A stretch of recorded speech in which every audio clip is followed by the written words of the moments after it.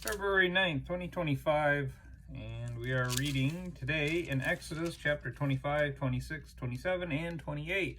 And this is mostly about the details of the Ark of the Covenant, the lampstands, the tabernacle, the altar, even the priest's clothes that they're to wear. A lot of details on what that is, what that involves, how it's supposed to be done. Very sacred, very special. Right in the get-go, he talks about the sacred items. And to me, I ask, what is sacred? If I look up the Strong's definition in my concordance, I get that sacred is denotes that's consecrated to God. It's sacred. It's used as a noun or neutral plural. Sacred things. The neutral singular, herein, at the temple. It's set apart. It's something sacred to God. That's sacred. When I think of sacred, I think of something that has great value. It's a value to somebody, to God. It's set apart. It's special. Sacred. Something you don't mess with. It's sacred. But God says, tell the people of Israel, bring to me their sacred offerings. Accept the contribution from all whose hearts move to offer them.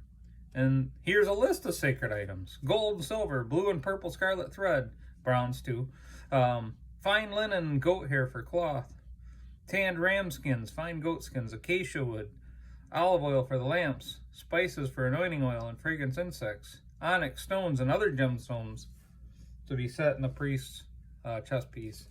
So a lot of things that were sacred by God. And we look at all these things. We look at the details of the way he put this together and what had to be done. And it's interesting because with these details, he says, especially over the part where he talks about the ark, I will meet with you there, over top of the ark, and talk to you from above the atonement cover between the gold cherubim and hover over the Ark of the Covenant. From there, I will give you my commands for the people of Israel. So that's where God met with the people of Israel, met with Moses specifically right there in that place, and do these things. And this is how you commune with me. You talk to me. There had to be bread there. God doesn't eat bread. He has no need for bread. There had to be oil in the lampstands, so they'll be ready at any time. I don't know. My thoughts, gotta be ready at any time. We know how that story, the lamps work with the oil and the virgins. Looking for the oil. Yeah, Aaron and his sons must keep the lamps burning in the Lord's presence all night. This is a permanent law for the people of Israel, and it must be observed from generation to generation.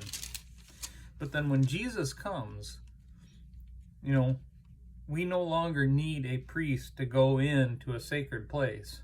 We have the Most High Priest inside of us, with us, that communes with God directly. We can commune with God directly through Jesus.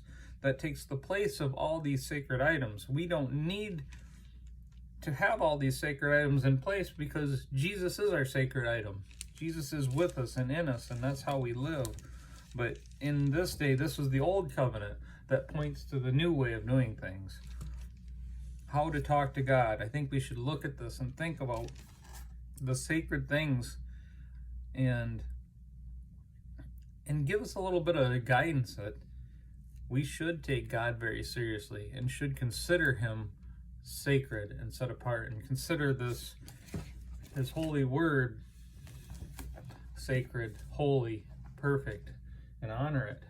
Have some reverence towards it. Fearing God is the beginning of wisdom.